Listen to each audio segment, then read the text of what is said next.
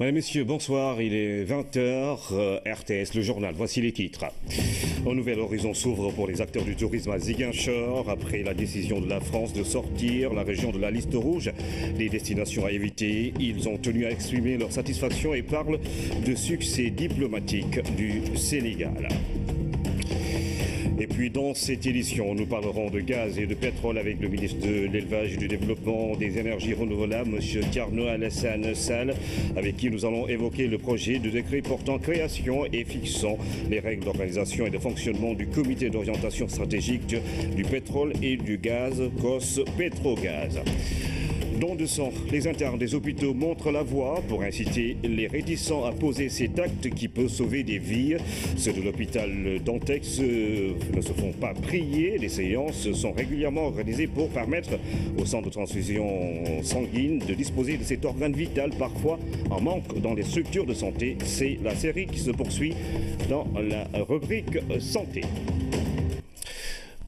Bonsoir à tous et bienvenue après les services du tourisme de Ziguinchor. C'est au tour des acteurs du tourisme de la Casamance de saluer la décision du ministère français des Affaires étrangères de retirer la Casamance de la liste rouge des destinations déconseillées. Devant le gouverneur de la région, ils ont réitéré leur engagement à accompagner les actions du chef de l'État dans le cadre de la relance du tourisme en Casamance. Moussa Mané. Ils sont venus de tous les coins de la Casamance, de Cap Skirring à Abéné, de Ziguinchor à Sédhiou et même jusqu'à Kolda pour exprimer leur soulagement, mais surtout rendre un vibrant hommage à la diplomatie sénégalaise et dire merci au chef de l'État Macky Sall pour les efforts qu'il n'a cessé de déployer pour la relance du tourisme en Casamance. La dernière en date, la levée de mesures de la Casamance sur la liste rouge par les autorités françaises. Nous, opérateurs économiques de la Casamance, avons le plaisir de porter à votre connaissance que nous avons accueilli cette décision avec beaucoup de joie et venons remercier les autorités françaises. Encore une fois, notre gratitude et notre reconnaissance vous sont adressées à vous, Monsieur le Président de la République, car nous ne doutons pas que vos interventions répétées à ce sujet auprès du gouvernement français ont contribué à inciter le Quai d'Orsay à lever cette forme de restriction sécuritaire pour les Français qui souhaitent se rendre en Casamance. Nous savons votre attachement à notre région, dont la relance des activités économiques constitue une de vos préoccupations majeures en tant que chef de l'État. Votre engagement à cet égard se manifeste à tous les instants. Pendant longtemps, le secteur du tourisme dans le sud du pays avait souffert de cette mesure des autorités françaises visant à déconseiller les ressortissants de s'y rendre. Le chef de l'État, qui n'a ménagé aucun effort, voit ainsi son dévouement récompensé. Il s'y ajoute la construction de la cuve à kérosène. Depuis son accession à la magistrature suprême, lui, le chef de l'État, a fait du retour de la paix en Casamance une de ses principales préoccupations.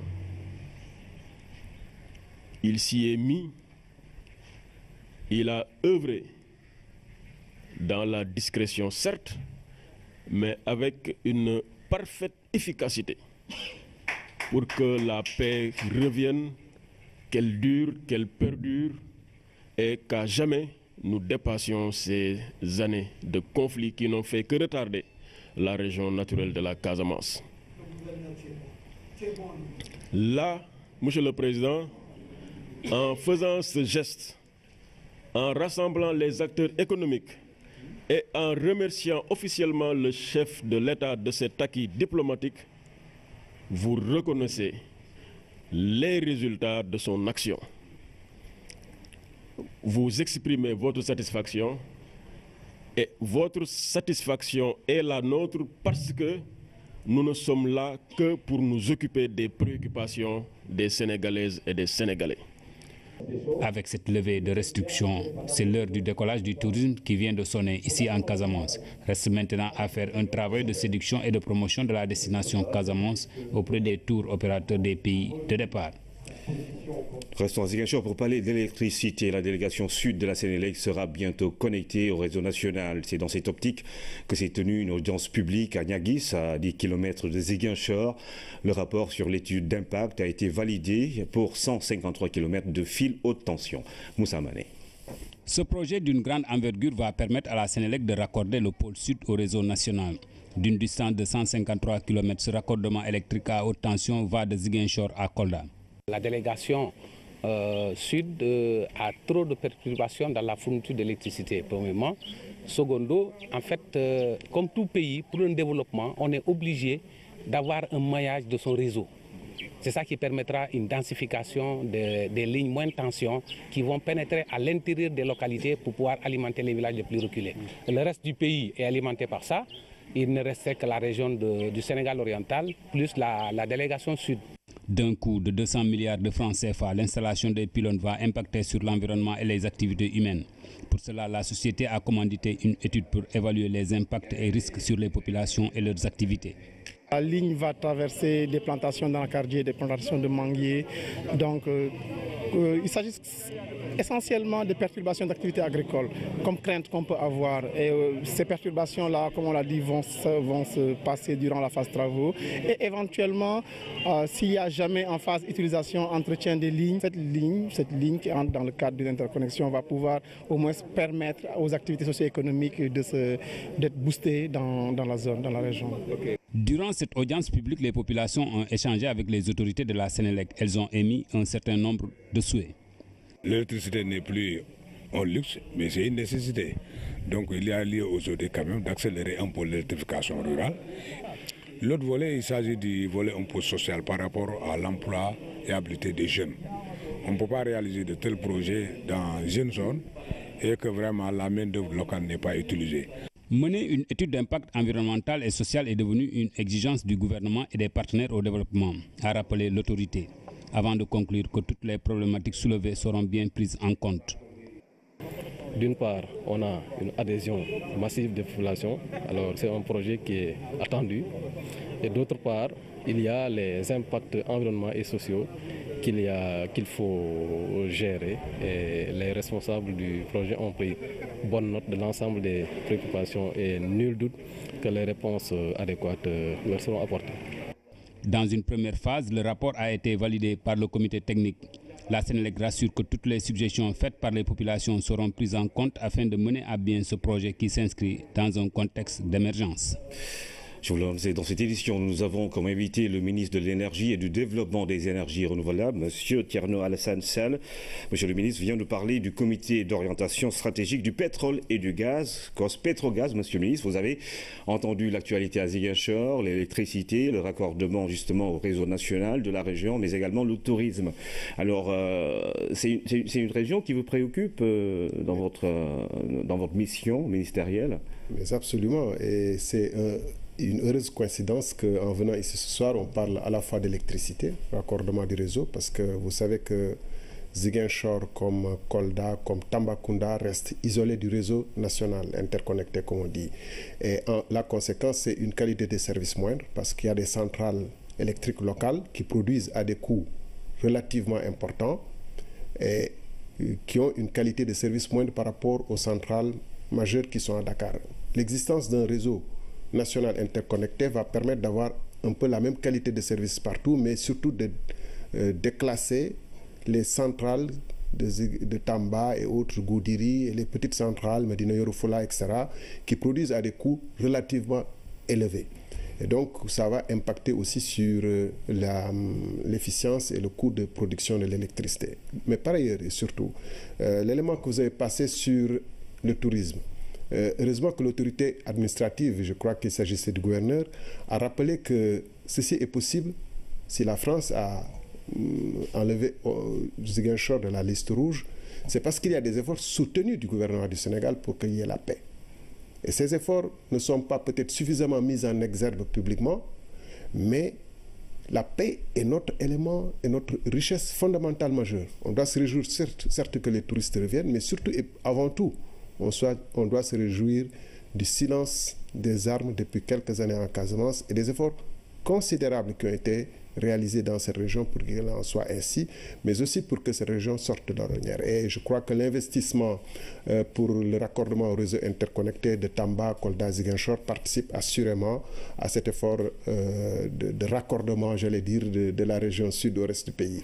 Alors, je voulais juste souligner, je ne suis pas sûr qu'il s'agisse de 200 milliards de dollars, mais comme en venant de francs CFA, mais surtout, mais comme en venant ici, je ne savais pas que vous m'interrogerez sur le chiffre, je vais me réserver un peu.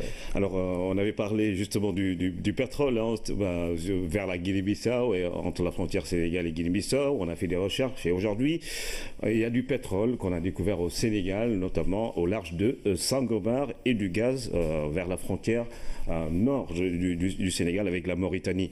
Et justement, le président de la République, vous êtes là pour nous en parler, le président de la République, Macky Sall, a adopté en Conseil des ministres le projet de décret portant création du comité d'orientation stratégique du pétrole et du gaz, COS-Petrogaz. Le dit comité est présidé par le chef de l'État lui-même et il est chargé, entre autres, d'assister le président dans la définition, la supervision, l'évaluation et le contrôle de la mise en œuvre de la politique nationale en matière de développement des projets pétroliers et gaziers. Alors pourquoi donc le Sénégal a-t-il fait cette option de mettre en place une commission d'orientation stratégique? Je crois qu'il s'agit là d'une étape sur un ensemble de mécanismes que le chef de l'État est en train de mettre en place à l'effet non seulement d'assurer une transparence dans le secteur, où il vous souviendra que la Constitution a inscrit le droit inaliénable non seulement des Sénégalais sur les ressources minières, mais également leur droit à l'information. Et parallèlement, le chef de l'État avait aussi poussé notre pays à adhérer à l'ITIE, l'initiative pour la transparence dans les industries extractives. La mise en place du COS Petrogaz participe d'une volonté, tirant les leçons de ce qui s'est passé de manière générale dans les pays africains qui n'ont pas su mettre en place une vision stratégique pour l'exploitation optimale de leurs ressources minières et pétrolières en particulier. De dire, avant même que le premier baril ne sorte, quels sont les mécanismes, quelles sont les études, quelle est la vision à mettre en place pour que l'ensemble de l'économie sénégalaise et l'ensemble des Sénégalais puissent participer à l'optimum et puissent tirer le bénéfice optimal de ces ressources nationales, qui sont des ressources qui ne sont pas inépuisables, qui vont finir un jour.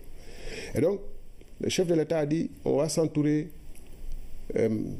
mettre en place un mécanisme au niveau du gouvernement pour mobiliser l'ensemble des ressources de l'État, non seulement le gouvernement, mais aussi le Parlement qui sera représenté dans ce COS, le Conseil économique, social et environnemental, au Conseil aux collectivités territoriales et un certain nombre d'autres organes de l'État, Petrosen, Sénélec, etc., pour mobiliser toutes les compétences et toutes les ressources internes pour mettre en place une feuille de route, comme je le disais tout à l'heure, pour suivre le chemin optimal. Parce que, voyez-vous, au jour d'aujourd'hui, on parle beaucoup de pétrole, de gaz, mais on ne s'occupe pas de est-ce qu'on va en tirer le meilleur profit. Et donc, ce qu'il s'agit de faire aujourd'hui, c'est mobiliser les intelligences nationales, mais aussi les intelligences à l'international s'il y a lieu, pour dire sur une feuille de route quel est l'écosystème à construire pour que le Sénégal ne soit pas seulement un pays qui produise du pétrole et l'exporte, qui produisent du gaz et l'exportent, et à la limite mettre une petite raffinerie pour juste notre besoin, mais qu'on mette en place les centrales électriques, les écoles, pour toute l'économie, afin qu'en dernière minute, on oublie même que le Sénégal est producteur de gaz, mais que devienne une véritable économie de services, de biens, de matériel qui soit alimenté et irrigué par le gaz et le pétrole. Vous voyez, aujourd'hui, on oublie que Dubaï est un pays producteur de pétrole et de gaz. Parce qu'ils ont su, assis sur leur matelas de ressources, construire une véritable économie diversifiée, développée, dense, qui utilise toutes les compétences, les services bancaires, les télécommunications, l'aviation, l'industrie, la pétrochimie.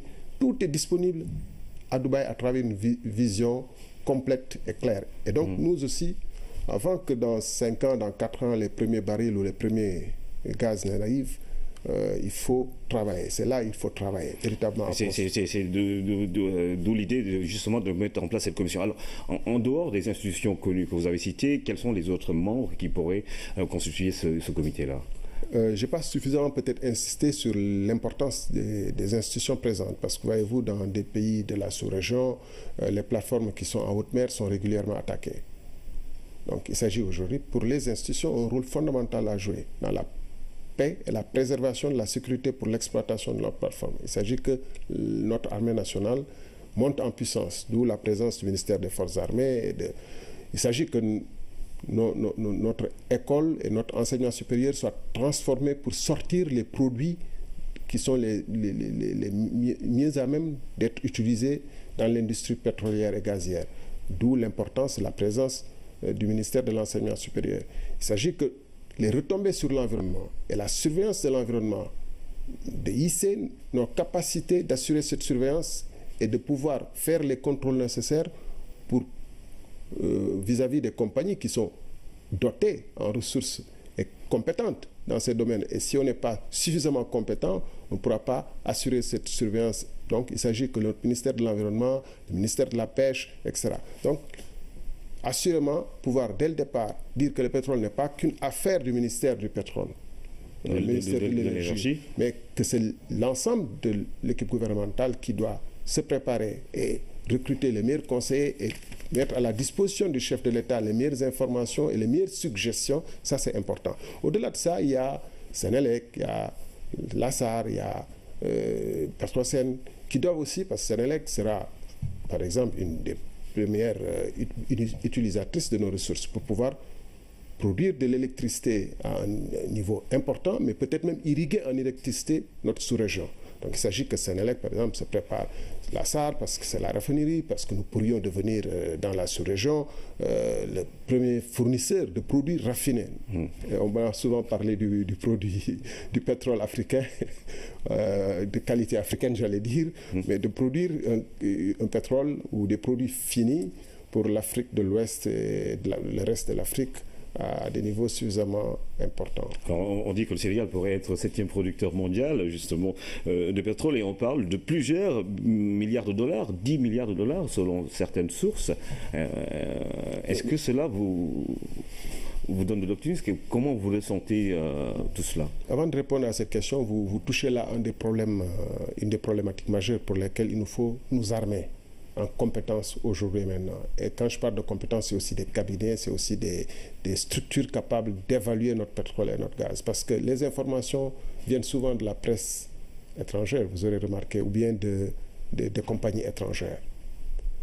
Bien que Petrosen est présent, et qu'au stade actuel, les chiffres que vous avancez relèvent, à mon avis, un peu de spéculation. À l'état actuel des choses, nous allons prudemment, mais sûrement, Petrosen a travaillé avec Cosmos sur le gaz, a des éléments qui tendent à faire croire, comme on l'a répété à suffisance, les découvertes les plus importantes en 2015 et 2016. Ça, c'est confirmé.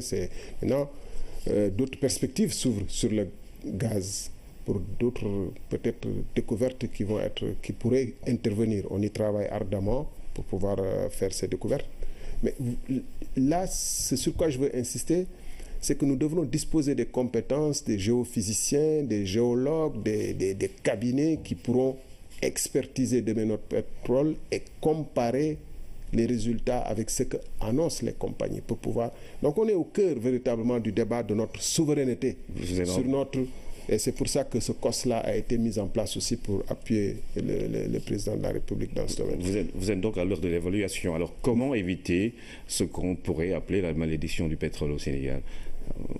En fait, d'une part, je crois avoir dit que ce COS vise à assister le président de la République dans l'élaboration d'une stratégie qui permettra justement d'indiquer le chemin vertueux vers lequel on pourra, à travers lequel on pourra aller vers une utilisation optimale de nos ressources sans qu'il y ait les conséquences négatives. Mais je voudrais insister plus. La malédiction, comme on dit souvent, procède de la non-transparence, de l'opacité, etc.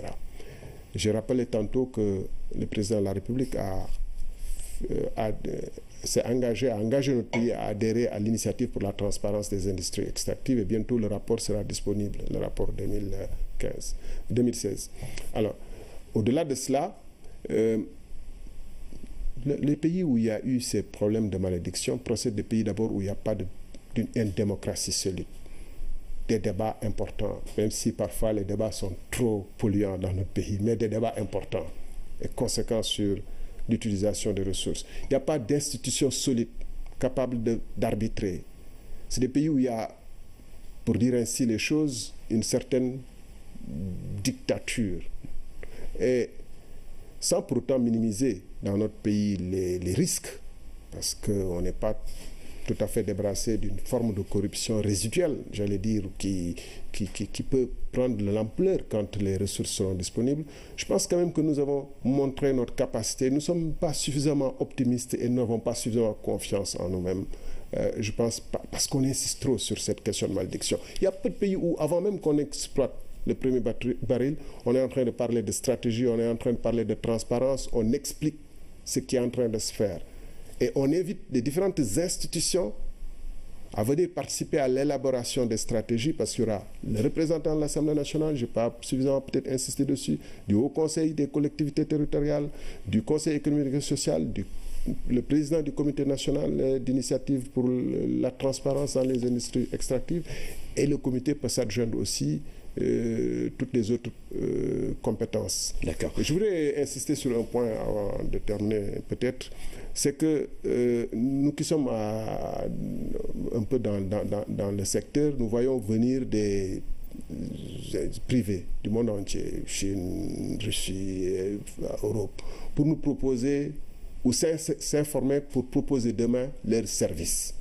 Par exemple, sur la logistique aujourd'hui, ceux qui transportent les gens sur les plateformes, c'est une société de héliportage occidentale.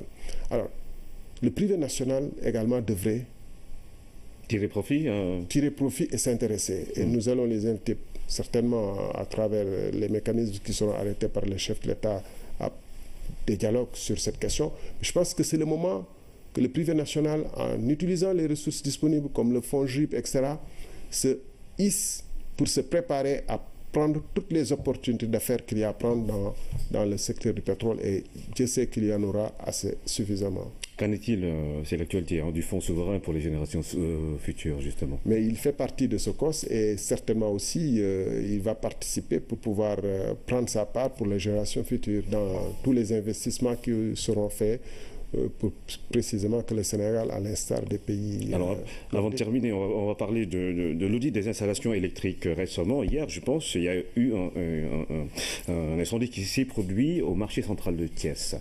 Alors, qu'est-ce qu'il faut faire? Oui, le président de la République récemment, en Conseil des ministres, a donné les instructions pour qu'un audit complet des installations électriques majeures, celles qui appartiennent particulièrement à Sénélec, soit réalisé à la suite de certains incidents majeurs qui se sont produits récemment. C'est vrai que ce travail est en cours. Il s'agit plus des centrales électriques, des lignes à haute tension, etc., qui sont susceptibles de comporter certaines vulnérabilités. Maintenant, pour les marchés, j'en profite pour présenter ma sympathie aux commerçants du marché central de Thiès.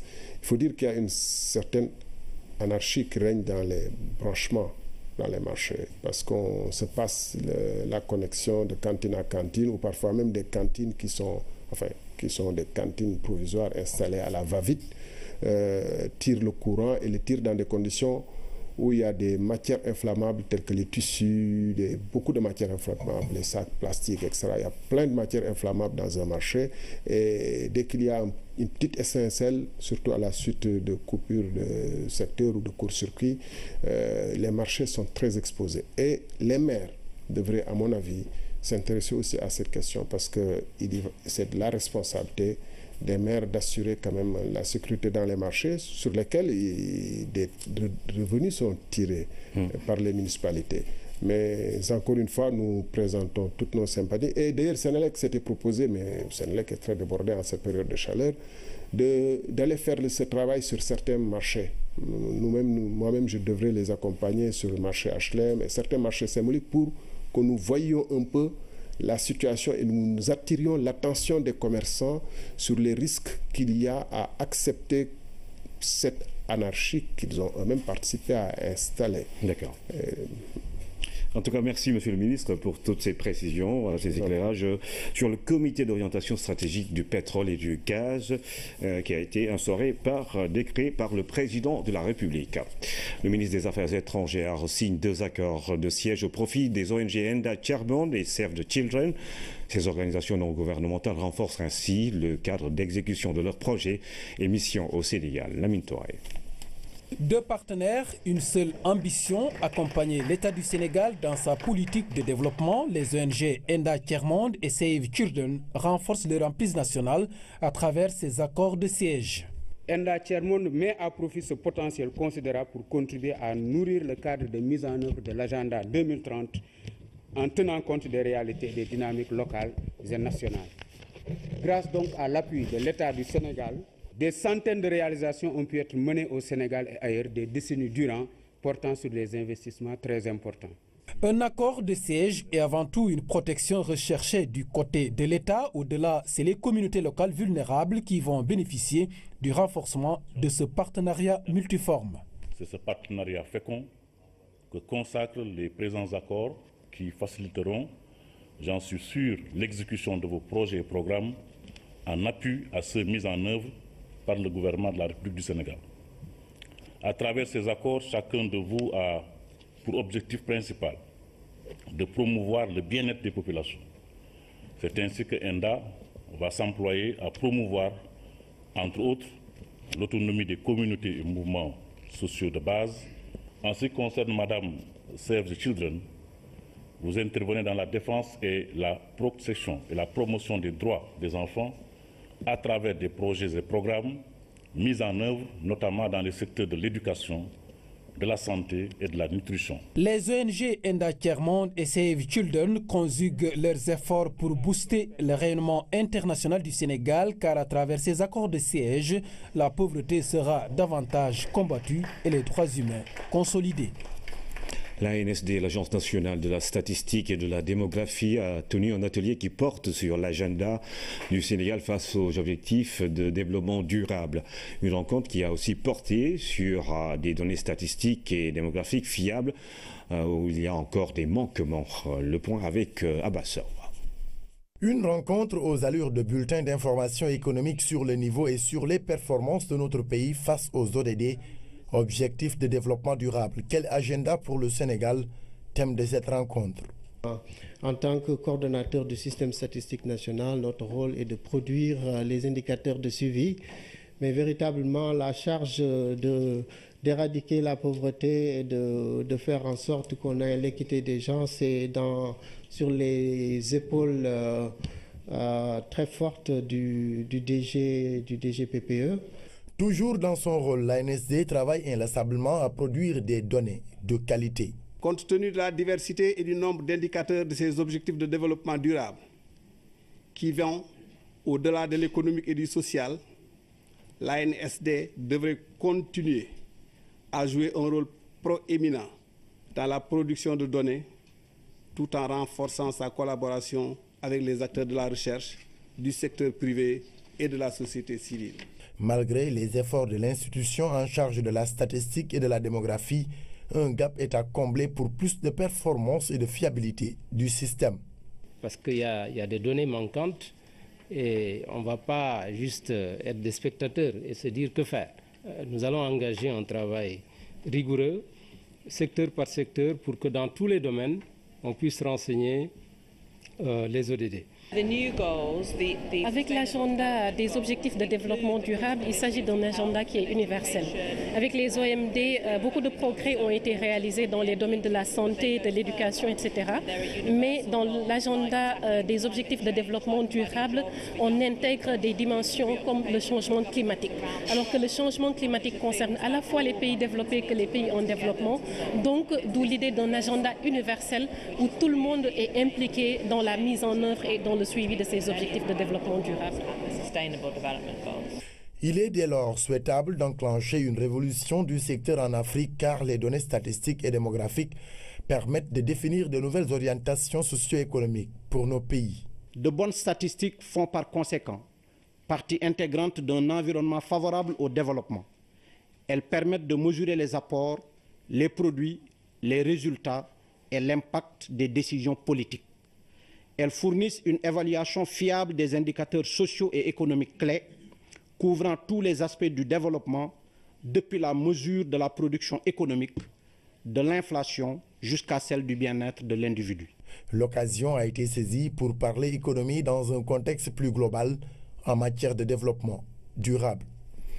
Nous restons dans le monde de la statistique. Le directeur général de l'ANSD appuie l'engagement du Sénégal à définir une bonne feuille de route pour l'atteinte des ODD. Invité de l'émission Le Point ce soir, Aboubacar Sadikh Bey reste convaincu que notre pays et son système statistique national est une locomotive pour l'Afrique de l'Ouest et dispose d'une bonne base pour atteindre les objectifs.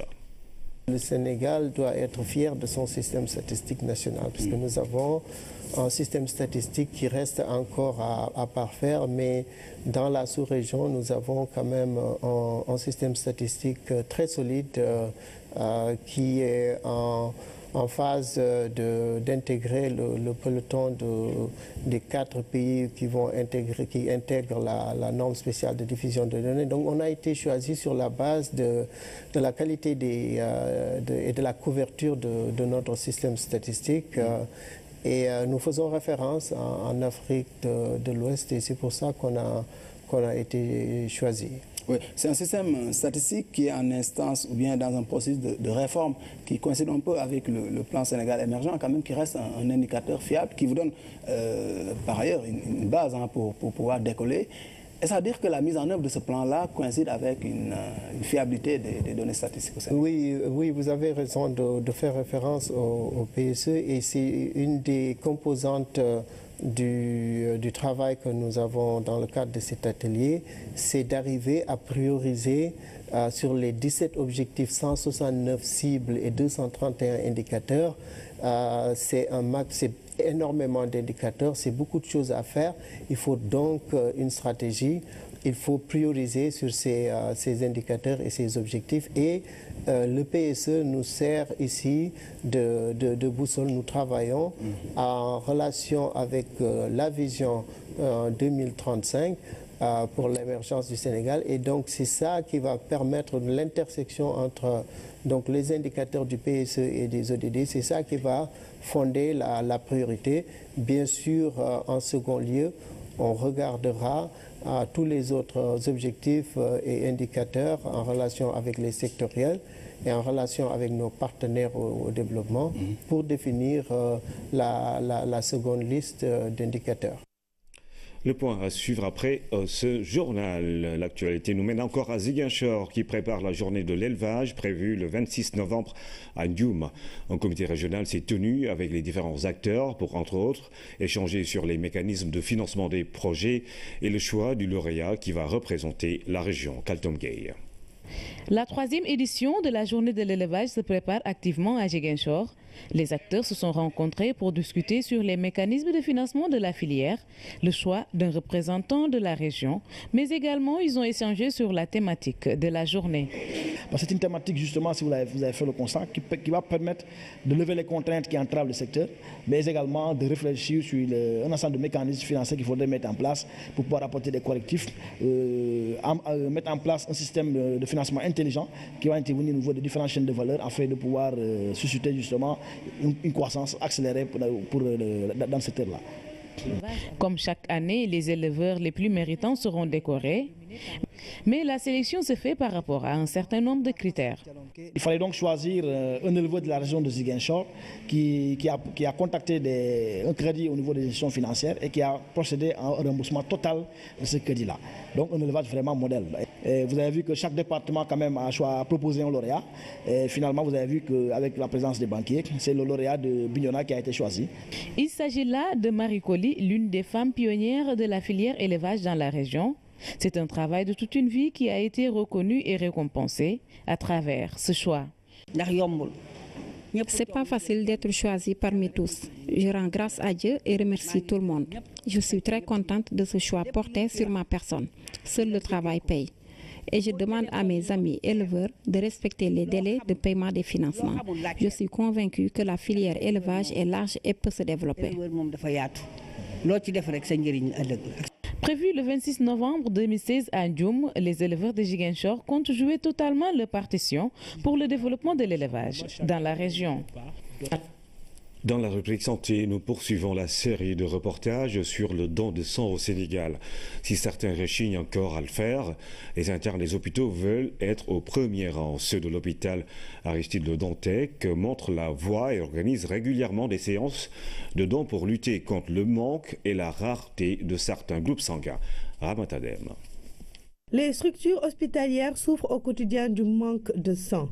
Le sang, élément important pour les médecins dans leur bataille quotidienne, celle de sauver des vies. Le sang est un organe vital.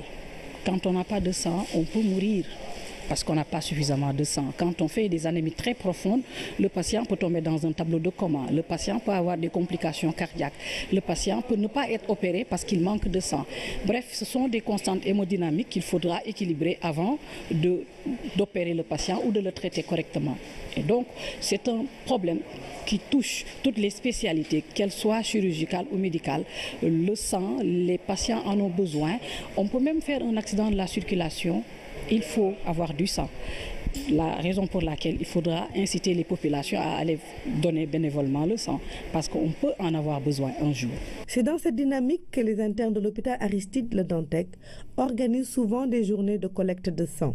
Les internes des hôpitaux eux-mêmes et autres acteurs de la santé se mobilisent pour donner du sang et sauver des vies. C'est une journée consacrée à l'association des internes et anciens internes des hôpitaux de Dakar.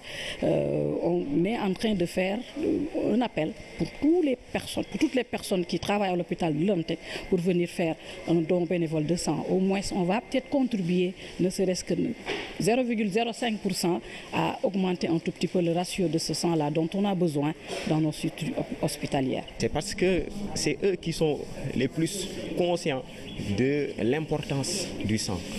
Donc ils sont en contact direct avec les malades, ils sentent ce besoin. Des fois, ils ont besoin du sang, ils sortent des hôpitaux pour aller voir dans d'autres structures. L'hôpital principal pour ceux qui travaillent à Dantec, même des fois tardivement, tard dans la nuit, ils quittent l'hôpital pour aller chercher du sang. Donc ceci nous a poussé à organiser au sein de l'hôpital cette journée pour que eux, en premier, viennent donner, mais aussi le personnel, tous ceux qui travaillent, que ce soit le personnel responsable de la sécurité et les brancardiers et tout le monde. Il faut également signaler que certains groupes sont très rares, mais des dispositions sont donc prises pour ces cas.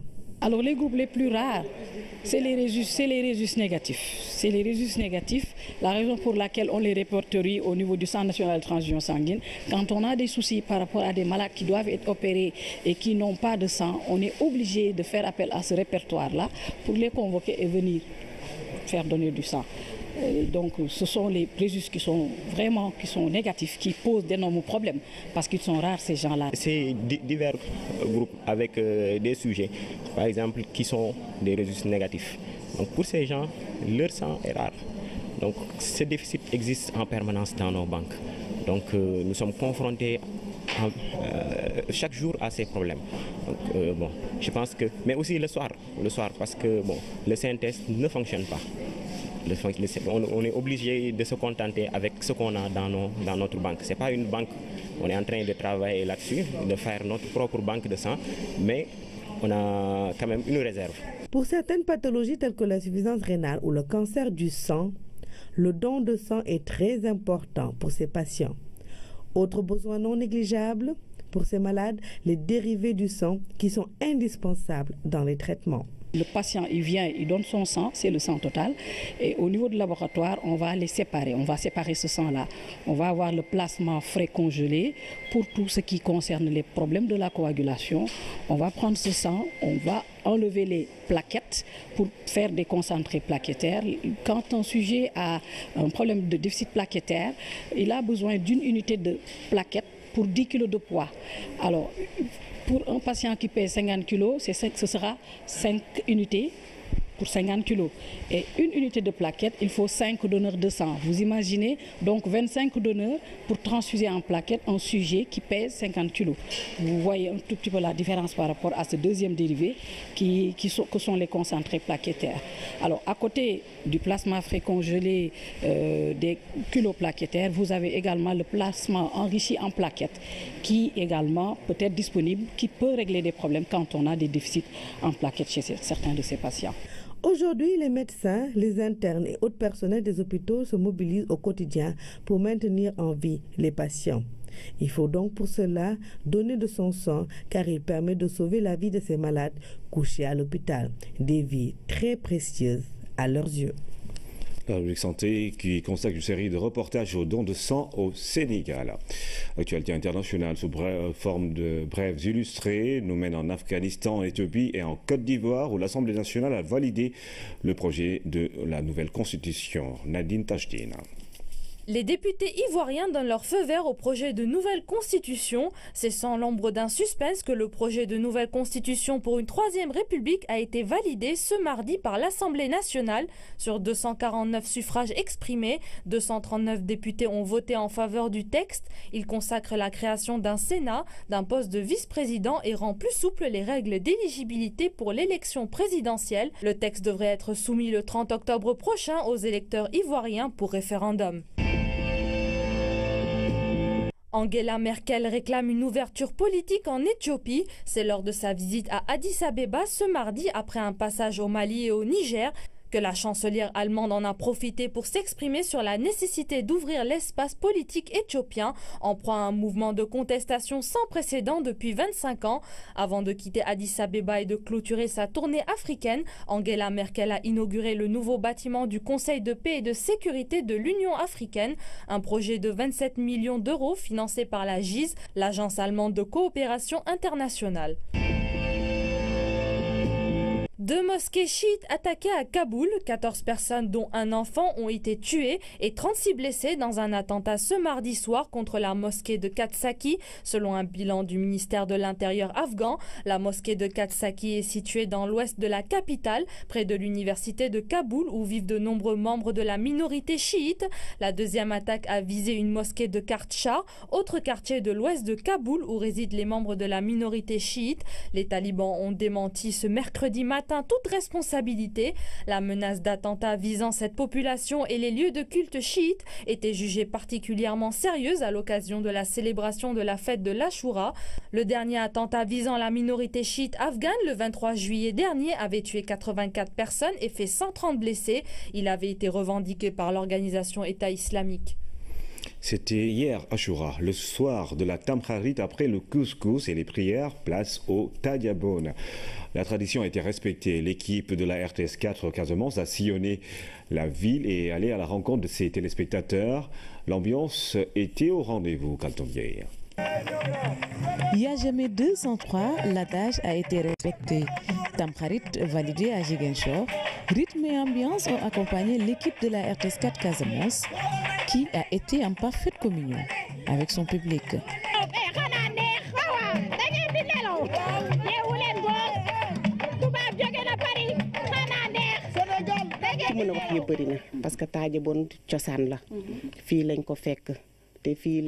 Je suis très heureuse et très émue d'accueillir l'équipe de la RTS 4 Casamance ici chez moi. C'est un plaisir. Je salue l'initiative et je vous encourage. Vraiment,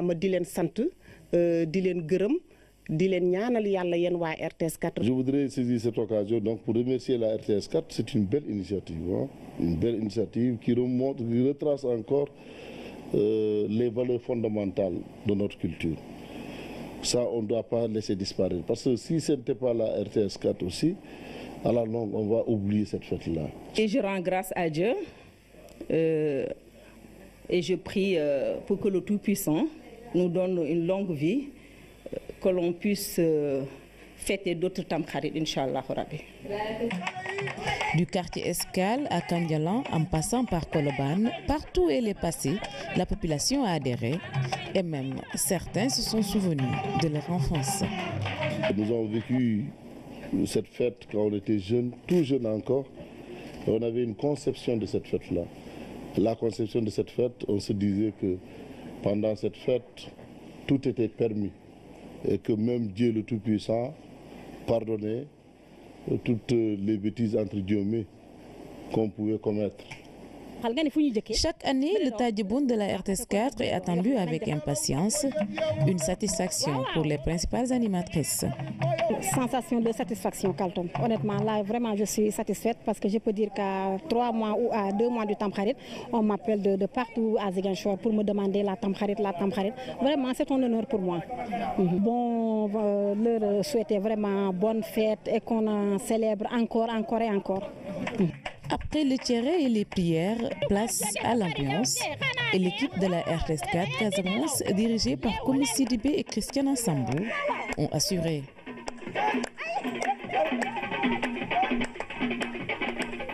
Est-ce qu'à leur dire Dewenuti, mesdames et messieurs, c'est terminé pour cette édition. Merci encore une fois de suivre l'actualité tous les jours sur la première chaîne de télévision sénégalaise.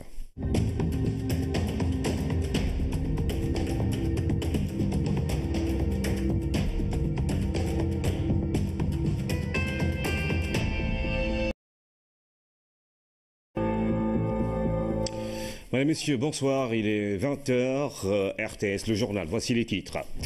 Un nouvel horizon s'ouvre pour les acteurs du tourisme à Ziguinchor après la décision de la France de sortir la région de la liste rouge des destinations à éviter. Ils ont tenu à exprimer leur satisfaction et parlent de succès diplomatique du Sénégal. Et puis dans cette édition, nous parlerons de gaz et de pétrole avec le ministre de l'Élevage et du Développement des énergies renouvelables, M. Thierno Alassane Sall, avec qui nous allons évoquer le projet de décret portant création et fixant les règles d'organisation et de fonctionnement du comité d'orientation stratégique du pétrole et du gaz, COS Pétrogaz. Don de sang, les internes des hôpitaux montrent la voie pour inciter les réticents à poser cet acte qui peut sauver des vies. Ceux de l'hôpital d'Antex ne se font pas prier. Les séances sont régulièrement organisées pour permettre au centre de transfusion sanguine de disposer de cet organe vital, parfois en manque dans les structures de santé. C'est la série qui se poursuit dans la rubrique santé. Bonsoir à tous et bienvenue après les services du tourisme de Ziguinchor. C'est au tour des acteurs du tourisme de la Casamance de saluer la décision du ministère français des Affaires étrangères de retirer la Casamance de la liste rouge des destinations déconseillées. Devant le gouverneur de la région, ils ont réitéré leur engagement à accompagner les actions du chef de l'État dans le cadre de la relance du tourisme en Casamance. Moussa Mané. Ils sont venus de tous les coins de la Casamance, de Cap Skirring à Abéné, de Ziguinchor à Sédhiou et même jusqu'à Kolda pour exprimer leur soulagement, mais surtout rendre un vibrant hommage à la diplomatie sénégalaise et dire merci au chef de l'État Macky Sall pour les efforts qu'il n'a cessé de déployer pour la relance du tourisme en Casamance. La dernière en date, la levée de mesures de la Casamance sur la liste rouge par les autorités françaises. Nous, opérateurs économiques de la Casamance, avons le plaisir de porter à votre connaissance que nous avons accueilli cette décision avec beaucoup de joie et venons remercier les autorités françaises. Encore une fois, notre gratitude et notre reconnaissance vous sont adressées à vous, Monsieur le Président de la République, car nous ne doutons pas que vos interventions répétées à ce sujet auprès du gouvernement français ont contribué à inciter le Quai d'Orsay à lever cette forme de restriction sécuritaire pour les Français qui souhaitent se rendre en Casamance. Nous savons votre attachement à notre région, dont la relance des activités économiques constitue une de vos préoccupations majeures en tant que chef de l'État. Votre engagement à cet égard se manifeste à tous les instants. Pendant longtemps, le secteur du tourisme dans le sud du pays avait souffert de cette mesure des autorités françaises visant à déconseiller les ressortissants de s'y rendre. Le chef de l'État, qui n'a ménagé aucun effort, voit ainsi son dévouement récompensé. Il s'y ajoute la construction de la cuve à kérosène. Depuis son accession à la magistrature suprême, lui, le chef de l'État, a fait du retour de la paix en Casamance une de ses principales préoccupations. Il s'y est mis, il a œuvré dans la discrétion certes, mais avec une parfaite efficacité pour que la paix revienne, qu'elle dure, qu'elle perdure et qu'à jamais nous dépassions ces années de conflits qui n'ont fait que retarder la région naturelle de la Casamance.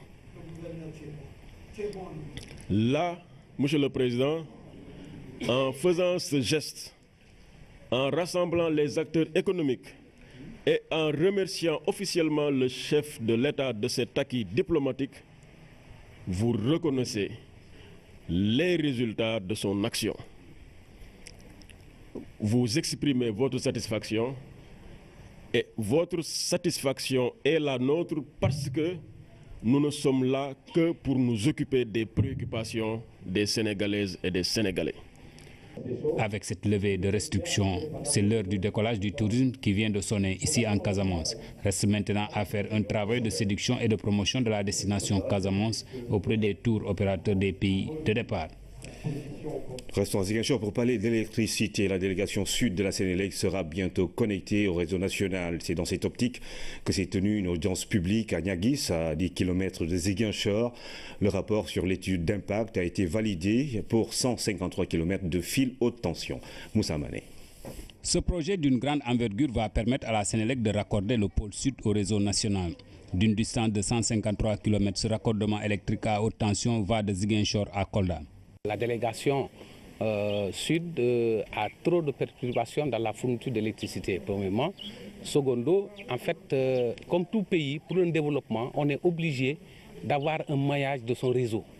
C'est ça qui permettra une densification des lignes moins tension qui vont pénétrer à l'intérieur des localités pour pouvoir alimenter les villages les plus reculés. Le reste du pays est alimenté par ça. Il ne restait que la région du Sénégal oriental, plus la délégation sud. D'un coût de 200 milliards de francs CFA, l'installation des pylônes va impacter sur l'environnement et les activités humaines.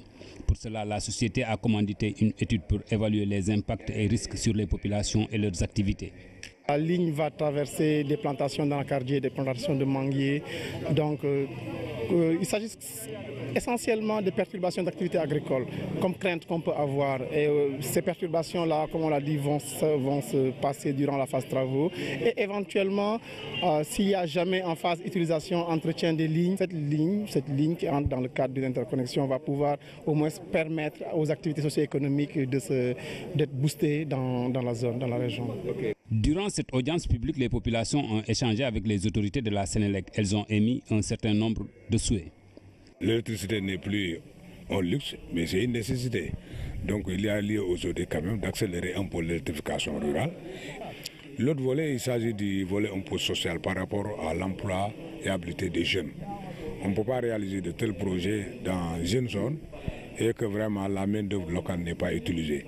Mener une étude d'impact environnemental et social est devenue une exigence du gouvernement et des partenaires au développement, a rappelé l'autorité, avant de conclure que toutes les problématiques soulevées seront bien prises en compte. D'une part, on a une adhésion massive de... Et il est chargé, entre autres, d'assister le président dans la définition, la supervision, l'évaluation et le contrôle de la mise en œuvre de la politique nationale en matière de développement des projets pétroliers et gaziers. Alors pourquoi donc le Sénégal a-t-il fait cette option de mettre en place une commission d'orientation stratégique? Je crois qu'il s'agit là d'une étape sur un ensemble de mécanismes que le chef de l'État est en train de mettre en place à l'effet non seulement d'assurer une transparence dans le secteur. Il vous souviendra que la Constitution a inscrit le droit inaliénable non seulement des Sénégalais sur les ressources minières, mais également leur droit à l'information. Et parallèlement, le chef de l'État avait aussi poussé notre pays à adhérer à l'ITIE, l'initiative pour la transparence dans les industries extractives. La mise en place du COS Pétrogaz participe d'une volonté, tirant les leçons de ce qui s'est passé de manière générale dans les pays africains qui n'ont pas su mettre en place une vision stratégique pour l'exploitation optimale de leurs ressources minières et pétrolières en particulier. De dire, avant même que le premier baril ne sorte, quels sont les mécanismes, quelles sont les études, quelle est la vision à mettre en place pour que l'ensemble de l'économie sénégalaise et l'ensemble des Sénégalais puissent participer à l'optimum et puissent tirer le bénéfice optimal de ces ressources nationales, qui sont des ressources qui ne sont pas inépuisables, qui vont finir un jour. Et donc, le chef de l'État a dit, on va s'entourer, mettre en place un mécanisme au niveau du gouvernement pour mobiliser l'ensemble des ressources de l'État, non seulement le gouvernement, mais aussi le Parlement, qui sera représenté dans ce COS. Le Conseil économique, social et environnemental, au Conseil aux collectivités territoriales et un certain nombre d'autres organes de l'État, Petrosen, Senelec, etc., pour mobiliser toutes les compétences et toutes les ressources internes pour mettre en place une feuille de route, comme je le disais tout à l'heure, pour suivre le chemin optimal. Parce que, voyez-vous, au jour d'aujourd'hui, on parle beaucoup de pétrole, de gaz, mais on ne s'occupe pas de est-ce qu'on va en tirer le meilleur profit. Et donc, ce qu'il s'agit de faire aujourd'hui, c'est mobiliser les intelligences nationales, mais aussi les intelligences à l'international s'il y a lieu, pour dire sur une feuille de route quel est l'écosystème à construire pour que le Sénégal ne soit pas seulement un pays qui produise du pétrole et l'exporte, qui produisent du gaz et l'exportent, et à la limite mettre une petite raffinerie pour juste notre besoin, mais qu'on mette en place les centrales électriques, les écoles, pour toute l'économie, afin qu'en dernière minute, on oublie même que le Sénégal est producteur de gaz, mais que devienne une véritable économie de services, de biens, de matériel qui soit alimenté et irrigué par le gaz et le pétrole. Vous voyez, aujourd'hui, on oublie que Dubaï est un pays producteur de pétrole et de gaz. Parce qu'ils ont su, assis sur leur matelas de ressources, construire une véritable économie diversifiée, développée, dense, qui utilise toutes les compétences, les services bancaires, les télécommunications, l'aviation, l'industrie, la pétrochimie. Tout est disponible à Dubaï à travers une vision complète et claire. Et donc nous aussi, avant que dans 5 ans, dans 4 ans, les premiers barils ou les premiers gaz n'arrivent, il faut travailler. C'est là qu'il faut travailler, véritablement. C'est d'où l'idée justement de mettre en place cette commission. Alors, en dehors des institutions connues que vous avez citées, quels sont les autres membres qui pourraient constituer ce comité-là? Je n'ai pas suffisamment peut-être insisté sur l'importance des institutions présentes, parce que voyez-vous, dans des pays de la sous-région, les plateformes qui sont en haute mer sont régulièrement attaquées.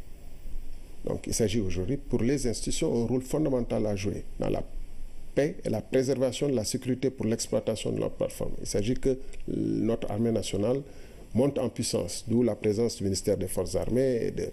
Il s'agit que notre école et notre enseignement supérieur soient transformés pour sortir les produits qui sont les mieux à même d'être utilisés dans l'industrie pétrolière et gazière. D'où l'importance de la présence du ministère de l'enseignement supérieur. Il s'agit que les retombées sur l'environnement et la surveillance de l'environnement, de hisser nos capacités d'assurer cette surveillance et de pouvoir faire les contrôles nécessaires pour vis-à-vis des compagnies qui sont dotées en ressources et compétentes dans ces domaines. Et si on n'est pas suffisamment compétent, on ne pourra pas assurer cette surveillance. Donc il s'agit que notre ministère de l'Environnement, le ministère de la Pêche, etc. Donc, assurément, pouvoir dès le départ dire que le pétrole n'est pas qu'une affaire du ministère du pétrole, le ministère de l'énergie, mais que c'est l'ensemble de l'équipe gouvernementale qui doit se préparer et recruter les meilleurs conseillers et mettre à la disposition du chef de l'État les meilleures informations et les meilleures suggestions. Ça, c'est important. Au-delà de ça, il y a Senelec, il y a Lassar, il y a Petrosen, qui doivent aussi, parce que Senelec sera, par exemple, une des premières utilisatrices de nos ressources pour pouvoir produire de l'électricité à un niveau important, mais peut-être même irriguer en électricité notre sous-région. Donc il s'agit que Sénélec, par exemple, se prépare la SAR parce que c'est la raffinerie, parce que nous pourrions devenir dans la sous-région le premier fournisseur de produits raffinés. Et on m'a souvent parlé du produit du pétrole africain, de qualité africaine j'allais dire, mais de produire un pétrole ou des produits finis pour l'Afrique de l'Ouest et le reste de l'Afrique à des niveaux suffisamment importants. Alors, on dit que le Sénégal pourrait être 7e producteur mondial justement de pétrole et on parle de plusieurs milliards de dollars, 10 milliards de dollars selon certaines sources.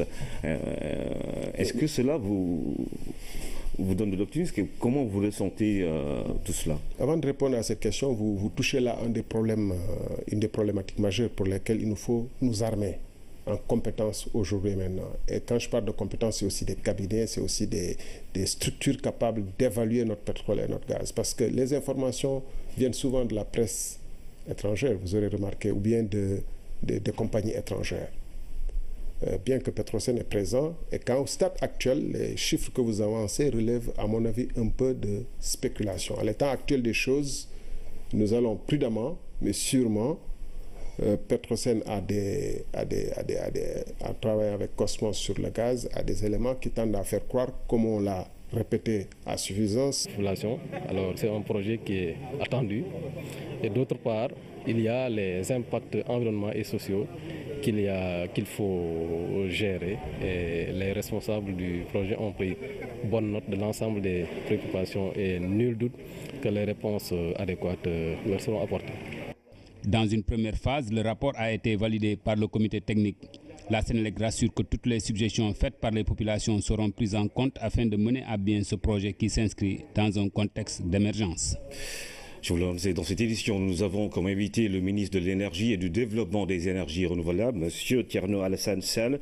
Monsieur le ministre vient de parler du comité d'orientation stratégique du pétrole et du gaz, COS-Pétrogaz. Monsieur le ministre, vous avez entendu l'actualité à Ziguinchor, l'électricité, le raccordement justement au réseau national de la région, mais également le tourisme. Alors, c'est une région qui vous préoccupe dans votre mission ministérielle? Mais absolument, et c'est une heureuse coïncidence qu'en venant ici ce soir, on parle à la fois d'électricité, raccordement du réseau, parce que vous savez que Ziguinchor, comme Kolda, comme Tambacounda, restent isolés du réseau national, interconnecté comme on dit. Et la conséquence, c'est une qualité de service moindre, parce qu'il y a des centrales électriques locales qui produisent à des coûts relativement importants et qui ont une qualité de service moindre par rapport aux centrales majeures qui sont à Dakar. L'existence d'un réseau national interconnecté va permettre d'avoir un peu la même qualité de service partout, mais surtout de déclasser les centrales de Tamba et autres, Goudiri, et les petites centrales, Medina Yoro Fula, etc., qui produisent à des coûts relativement élevés. Et donc, ça va impacter aussi sur l'efficience et le coût de production de l'électricité. Mais par ailleurs, et surtout, l'élément que vous avez passé sur le tourisme. Heureusement que l'autorité administrative, je crois qu'il s'agissait du gouverneur, a rappelé que ceci est possible si la France a enlevé Ziguinchor de la liste rouge. C'est parce qu'il y a des efforts soutenus du gouvernement du Sénégal pour qu'il y ait la paix. Et ces efforts ne sont pas peut-être suffisamment mis en exergue publiquement, mais la paix est notre élément et notre richesse fondamentale majeure. On doit se réjouir certes que les touristes reviennent, mais surtout et avant tout, on doit se réjouir du silence des armes depuis quelques années en Casamance et des efforts considérables qui ont été réalisés dans cette région pour qu'il en soit ainsi, mais aussi pour que cette région sorte de l'ornière. Et je crois que l'investissement pour le raccordement au réseau interconnecté de Tamba, Kolda, Ziguinchor participe assurément à cet effort de raccordement, j'allais dire, de la région sud au reste du pays. Alors, je voulais juste souligner, je ne suis pas sûr qu'il s'agisse de 200 milliards de dollars, mais comme en venant de francs CFA, mais surtout, mais comme en venant ici, je ne savais pas que vous m'interrogeriez sur le chiffre. je vais me réserver un peu. Alors, on avait parlé justement du pétrole vers la Guinée-Bissau et entre la frontière Sénégal et Guinée-Bissau. On a fait des recherches et aujourd'hui, il y a du pétrole qu'on a découvert au Sénégal, notamment au large de Sangomar, et du gaz vers la frontière nord du Sénégal avec la Mauritanie.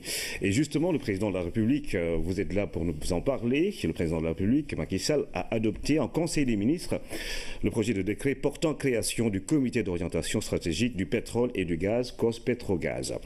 Le dit comité est présidé par le chef de l'État lui-même.